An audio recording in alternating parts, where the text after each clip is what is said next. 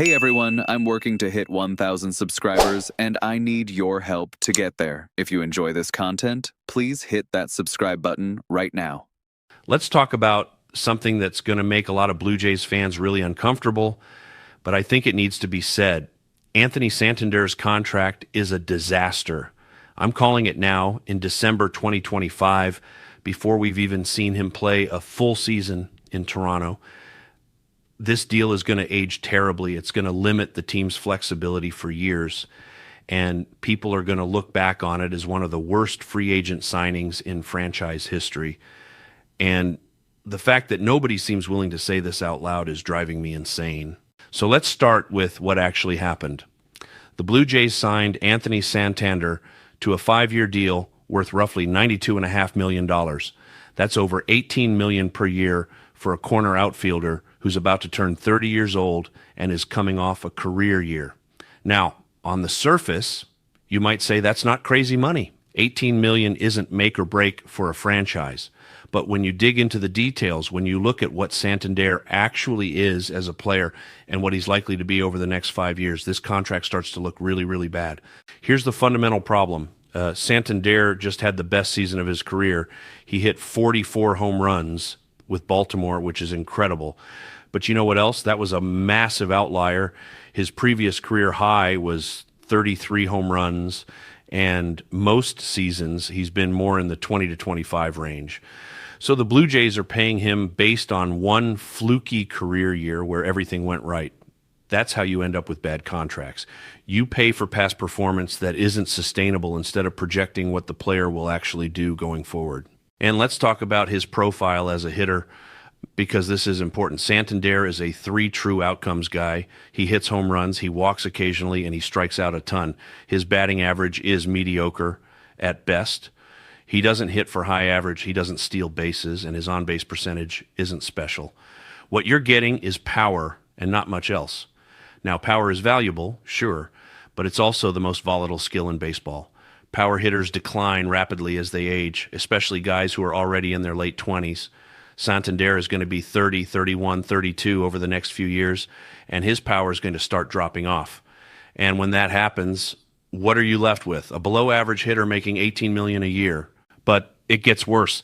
Santander's defense is terrible. He's a corner outfielder who doesn't really have a position. He's not good enough in left field. He's not good enough in right field, and he definitely can't play center.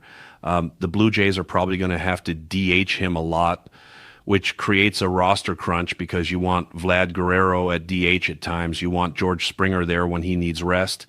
And now you've got Santander clogging up that spot too. That lack of defensive value matters. You're not getting anything positive on that side of the ball, which means his bat has to carry the entire load.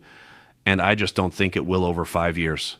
Now, let me give you some context about why this contract is especially bad for Toronto specifically. The Blue Jays are trying to compete right now. They just made the World Series. Their window's open, but it's not going to stay open forever. They need to be smart with their resources, allocate money to areas of actual need, and build a balanced roster.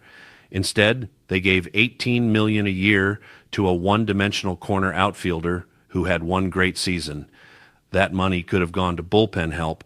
That money could have been saved to extend Bo Bichette or Vlad Guerrero, but instead, it's tied up in Anthony Santander for the next 5 years, and there's no easy way out of it. Here's another problem. Santander is a free swinger who doesn't walk much. He chases pitches out of the zone, and pitchers have figured that out over the years. As he ages and his bat speed slows down even slightly, he's going to start making less contact on those pitches he's chasing. His strikeout rate is going to go up, his power numbers are going to go down, and you're going to be left with a 33-year-old designated hitter who hits 220 with 20 homers and strikes out 200 times. Is that worth $18 million in year 4 or 5 of this contract? Absolutely not. And let's talk about the optics of this signing. The Blue Jays lost Game 7 of the World Series, and their biggest need was obviously the bullpen. Everyone knew it. The front office knew it, the fans knew it, and instead of aggressively addressing that need, they went out and signed a corner outfielder to a big contract. What message does that send? It sends the message that the organization doesn't actually understand what went wrong or doesn't have the discipline to fix it. They're just making moves to make moves, adding names without addressing actual needs. Now, some people will defend this by saying Santander gives them lineup protection, that he hit 44 bombs and you need power in this era. And look, I get that argument. Power is valuable. But you know what else is valuable? Not overpaying for a career year. The Orioles let Santander walk for a reason. They had him for years. They saw him every day. They knew his tendencies and his limitations, and they decided he wasn't worth this money. When the team that knows a player best lets him walk, that should tell you something, but Toronto didn't care. They saw the 44 home runs and opened up the checkbook. Here's a comparison that illustrates why this is such a bad deal.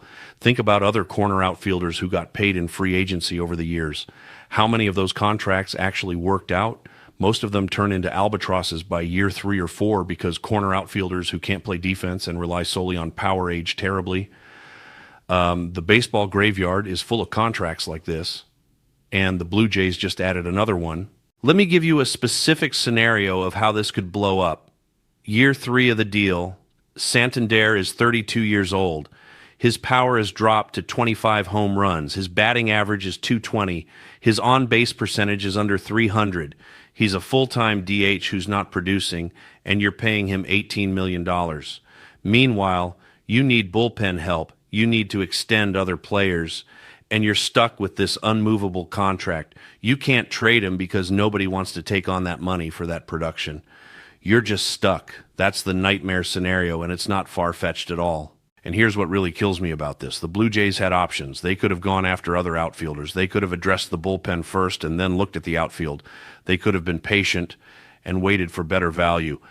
But instead, they jumped on Santander early in free agency, probably overpaid to get him signed quickly, and now they're committed for 5 years. That's not smart roster management. That's panic buying. Now let's talk about the contract structure, because this matters too. It's 5 years guaranteed, which means even if Santander is terrible in year 3, you're on the hook for years 4 and 5. There's no easy out. There's no team option that gives you flexibility. You're locked in. And given Santander's age and profile, the odds of him being worth $18 million a year in years 4 and 5 are extremely low. So you're essentially paying for 2 years of hopefully decent production and then eating money on the back end. That's a terrible way to allocate resources. Here's another angle that nobody's talking about. Santander plays in Bandbox in Baltimore. Camden Yards, especially with the new dimensions, is incredibly hitter-friendly. A lot of his home runs last year were park-assisted. He hit a bunch at home that would have been outs in other stadiums. Now he's going to Rogers Center, which is a decent hitting environment, but not Camden Yards. His power numbers are almost certainly going to drop just from the park change. So not only are you banking on a career year being repeatable, you're banking on it being repeatable in a less favorable environment. That's a double gamble. Let me give you one more painful hypothetical. What if in 3 years the Blue Jays are trying to extend Vlad Guerrero or make a big trade for a starting pitcher and they can't do it because too much money is tied up in bad contracts like Santander's? What if this deal is the thing that prevents them from making a championship move down the line? Then it's not just a bad contract, it's a franchise-altering mistake. And that's the risk you take when you hand out 5-year deals to guys like Anthony Santander. Here's the question Blue Jays fans should be asking. Can we get out of this contract? Can we trade him if it goes bad? And the answer is probably no. When you sign a corner outfielder who can't play defense to a 5-year deal with real money, other teams aren't lining up to take that on. You're stuck. The only way out is to eat money in a trade and take back even worse contracts, which defeats the entire purpose. So, yeah, this is essentially a 5-year commitment with no escape hatch. Now, could I be wrong about this? Could Santander maintain his power, stay healthy, and be worth the money for all 5 years? Sure, it's possible, but it's not probable. The track record of guys like him aging into their 30s is not good. And when you're running a baseball team, you have to make decisions based on probabilities, not possibilities. The probability is that this contract looks bad by year 3 and is completely unmovable by year 4. Here's my final take on this. The Anthony Santander contract is exactly the kind of move that mediocre organizations make.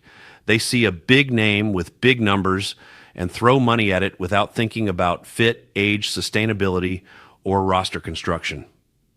Championship organizations like the Dodgers or Rays wouldn't touch this deal. They'd identify the risk, walk away, and find better value elsewhere. But the Blue Jays couldn't help themselves. They saw the 44 home runs and convinced themselves it was repeatable. And in 3 years, when everyone's talking about what a terrible contract this is, just remember that it was obvious from day one.